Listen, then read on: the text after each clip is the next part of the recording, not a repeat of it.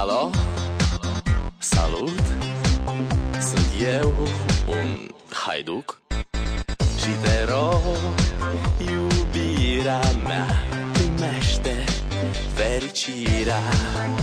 Alo, alo, sunt eu, Picasso, ți-am dat bip și sunt voinic, dar să știi, nu-ți cer nimic.